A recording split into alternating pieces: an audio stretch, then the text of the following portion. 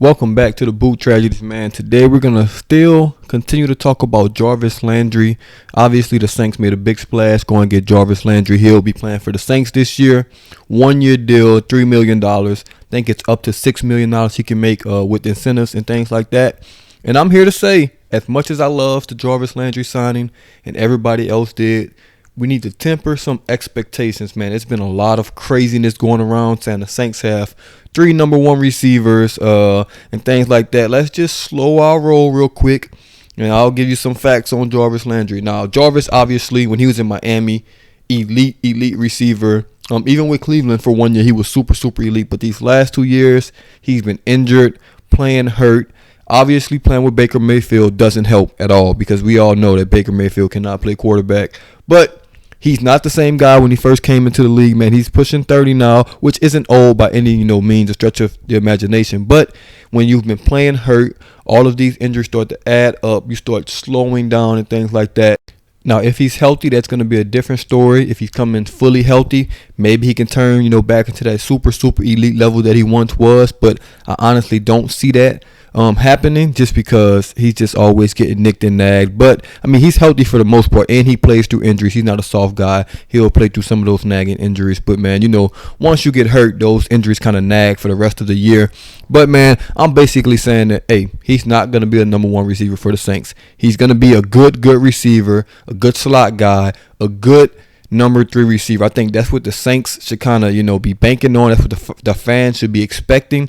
Don't expect him to come in and catch 90 balls, 1,200 yards, 8 touchdowns or something like that. That's just not realistic. That's just probably not going to happen, man. His best year with Miami, he caught 110 balls, 1,150 yards. And his best, year with Cleveland, he caught 83 catches for 1,175 yards. He's only had 9 touchdowns 1 season with Miami. So I'm saying, let's slow our roll, lower some expectations right now, man. He's still a great receiver. Don't get me wrong by any stretch of the imagination. He's still a great receiver, still is going to help. He's better than the guys we had on this team. But let's temper some of these expectations, lower some of these expectations, man. I want him to do great. Now, obviously, if he comes in and he becomes a number 1 type receiver, then hey, so be it. But we have to be realistic about these things, man, before you get your heart broke. And I have to come back explaining why this is called the Boot Tragedy. So let's just lower some expectations on him. I have been watching film on Cleveland from his past season. I'm not going to watch anything, other than this past season because it makes no sense to watch, Miami film and things like that from 4 to 5 years ago. And a couple things I've noticed, man, he's aggressive, he's feisty, he can block, he does all the small things. And I also noticed that Baker Mayfield sucks. Jesus Christ. Positives from Jarvis coming though, man.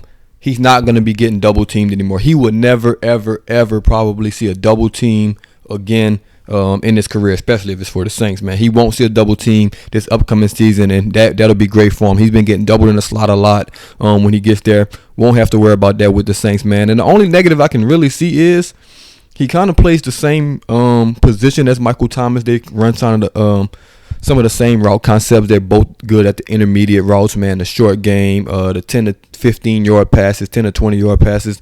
They both are real elite, at those things. So he may run into some trouble right there because he won't be the primary, option on most of those plays. But still a good secondary option to have. And obviously you can do it, on both sides of the field, mirroring routes and things like that. So it won't be a huge problem. But his targets probably going to definitely be down. It's probably going to end up being his least amount of targets in his career, which is, that's not a bad thing at all. You just got Chris Olave, you got Michael Thomas, and you're going to have Callaway and Hardy as well. And Jameis Winston's more of a deep threat guy anyway. Also got Kamara taking those short, targets away from you as well. So it's going to be, a spread it around offense.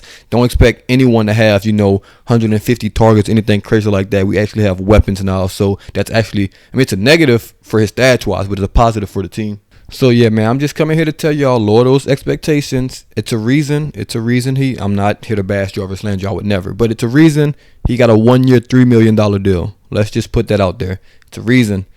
I know at the start of the off season, it was numbers between 10 to 15 million per year that he was looking for. It's a reason he did not get it. Obviously, Baker Mayfield played a part in him. His production being low, his film being, not as good. You can just see with Odell once he went to the Rams, the jump he made. So obviously that played a part, but he's just not that same receiver. He's not that number one guy anymore. Hopefully he gets healthy and becomes that, because that's only going to make us better. But just lower our expectations just a tad bit, people. I know we were all excited. Me too. I got caught up in the hype. But nevertheless, man, still a super, super good addition, great addition to the team, and we damn sure needed him. But as always, man, this the Boot Tragedies, and I'm out.